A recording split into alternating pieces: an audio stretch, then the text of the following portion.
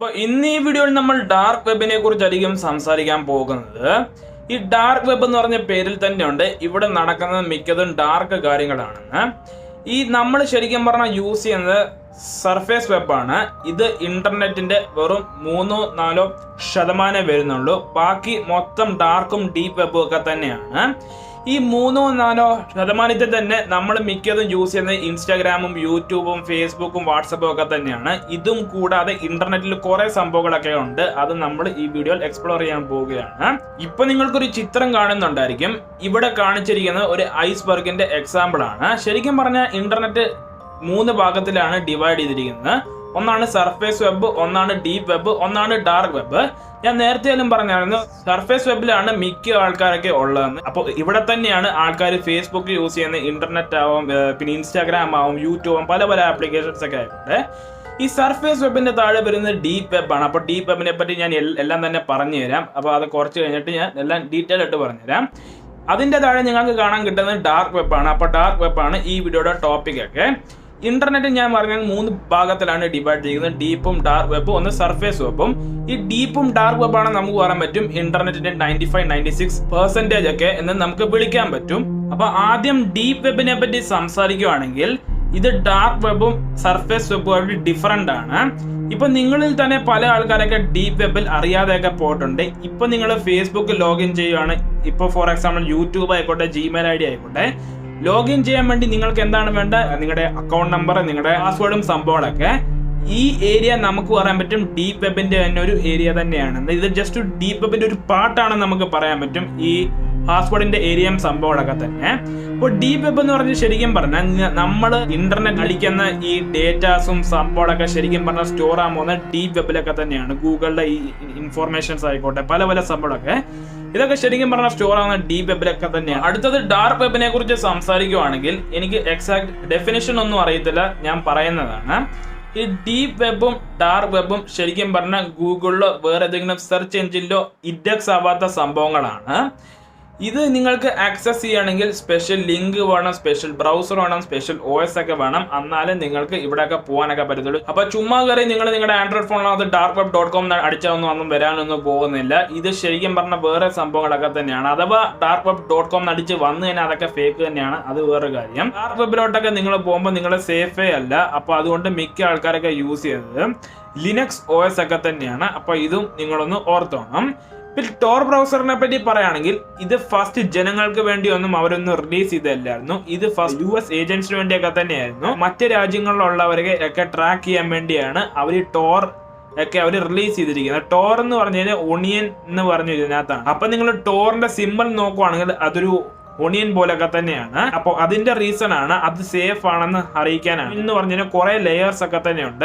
അപ്പൊ ഈ ലെയേഴ്സ് പറയും നിങ്ങൾ സേഫ് ആണെന്നൊക്കെ തന്നെയാണ്. അപ്പൊ ഇതാണ് ഇതിന്റെയൊക്കെ അർത്ഥവും കാര്യങ്ങളൊക്കെ. അപ്പൊ ഡാർക്ക് വെബിലോട്ട് നിങ്ങൾ പോവുകയാണെങ്കിൽ അവിടെ ഫുൾ ഹാക്കേഴ്സ് ഒക്കെ തന്നെയാണ്. അപ്പൊ ഇതും എല്ലാം കൊണ്ട് തന്നെയാണ് നിങ്ങൾക്ക് ഒരു സേഫ് ആയിട്ട് ഒരു OS വേണം. നമ്മുടെ ബ്രൗസറൊക്കെ നിങ്ങൾക്ക് യൂസ് ചെയ്യണമെങ്കിൽ നല്ല ഇന്റർനെറ്റ് സ്പീഡൊക്കെ വേണം. അതും വേറൊരു കാര്യം കൂടെയാണ്.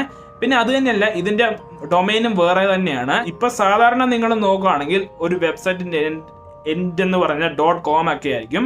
പക്ഷെ ഡാർക്ക് വെബിൽ നിങ്ങൾ നോക്കുകയാണെങ്കിൽ ഇതിന്റെ കാണിച്ചിരിക്കുന്ന .onion ഒക്കെ തന്നെയാണ്. അപ്പൊ ഇതൊക്കെയാണ് സംഭവങ്ങളൊക്കെ തന്നെ. ഇതിന്റെ വേറെ ഡൊമൈനും കാര്യങ്ങളൊക്കെ തന്നെയാണ് ഡാർക്ക് വെബും കാര്യങ്ങളകത്ത്. അപ്പൊ നിങ്ങൾക്ക് സ്പെഷ്യൽ ബ്രൗസർ വേണം, സ്പെഷ്യൽ ലിങ്കും വേറെ കാര്യമാണ്. നിങ്ങൾക്ക് സ്പെഷ്യൽ ലിങ്കും കാര്യങ്ങളൊക്കെ വേണം. പിന്നെ നിങ്ങൾക്ക് ഒരു സേഫ് OSും കൂടെ വേണം, അതും വേറൊരു കാര്യം കൂടെ വേണം. അപ്പൊ ഇതുമെല്ലാം ഉണ്ടെങ്കിലേ നിങ്ങൾക്ക് പോകാനൊക്കെ പറ്റത്തുള്ളൂ. പിന്നെ അത് തന്നെയല്ല, ഞാൻ നേരത്തെ പറയാൻ വിട്ടുപോയിരുന്നു, ഡാർക്ക് വെബും ഡീപ്പ് വെബും വേറെ വേറെ സെയിം ഒന്നും തന്നെയല്ല. അതും എനിക്ക് പറയാനുണ്ടായിരുന്നു, രണ്ടും വേറെ വേറെ ഒക്കെ തന്നെയാണ്. അപ്പൊ ഇതൊക്കെ തന്നെയാണ് കാര്യങ്ങളൊക്കെ. ആൾക്കാരൊക്കെ പോകുന്നത് MacOSും ലിനക്സിലൊക്കെ തന്നെയാണ്. MacOS ഞാൻ പറഞ്ഞത് പോകേണ്ടത് തന്നെയായിരിക്കും. കൂടുതൽ ആൾക്കാർ പോകുന്നത് ലിനക്സ് OSലൊക്കെ തന്നെയാണ്.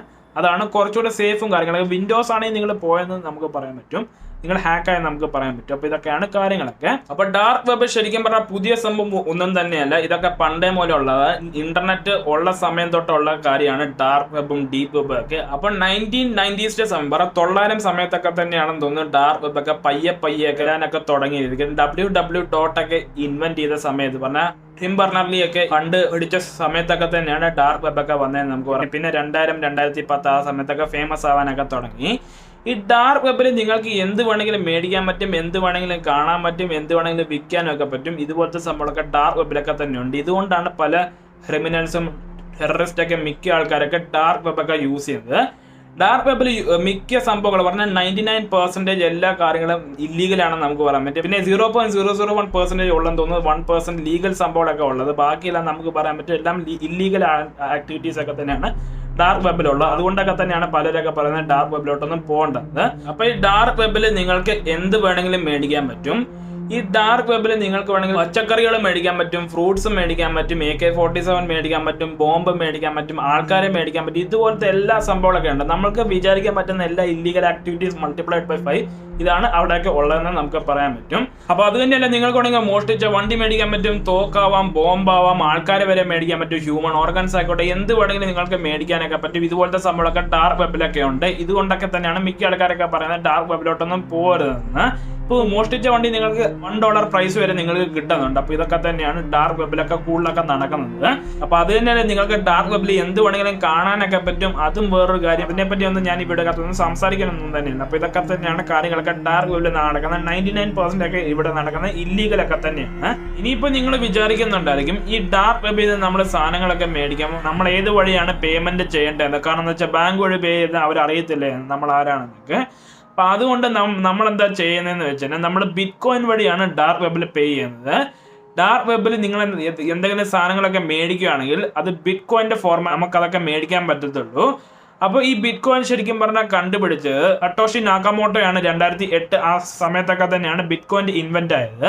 അപ്പൊ ഈ ബിറ്റ്കോയിൻ ഇൻവെന്റ് ആയതുകൊണ്ട് ഡാർക്ക് വെബിലൊക്കെ യൂസ് ചെയ്ത് തുടങ്ങിയിട്ടൊക്കെ ഉണ്ട്. ഈ ഡാർക്ക് വെബിൽ യൂസ് ചെയ്യുന്നതിന്റെ മെയിൻ കാരണമാണ് നിങ്ങൾ എന്തെങ്കിലും ബിറ്റ്കോയിൻ വഴിയൊക്കെ പേ ചെയ്യുമ്പം അതൊന്നും ഒരിക്കലും ട്രേസ് ആവാതിരിക്കാൻ വേണ്ടിയാണ് പലരൊക്കെ ബിറ്റ്കോയിൻ വഴിയൊക്കെ പേ ചെയ്യുന്നത്. അപ്പോൾ ആ സംഭവങ്ങൾക്കൊക്കെ വേണ്ടിയാണ് ബിറ്റ്കോയിൻ ഒക്കെ മെയിൻ ആക്കിയത് ഡാർക്ക് വെബിൽ നിങ്ങൾ എന്തെങ്കിലും സാധനങ്ങളൊക്കെ മേടിക്കുമ്പോൾ. അപ്പോൾ ഇതുകൊണ്ടൊക്കെ തന്നെയാണ് നമുക്ക് പറയാൻ പറ്റും ബിറ്റ്കോയിന്റെ പ്രൈസ് ഡെയിലി ഒക്കെ മേളി പോയിക്കൊണ്ടിരിക്കുന്നത്. കാരണം എന്ന് വെച്ചാൽ പലരൊക്കെ ബിറ്റ്കോയിൻ ഒക്കെ യൂസ് ഒക്കെ ചെയ്യാറുണ്ട്.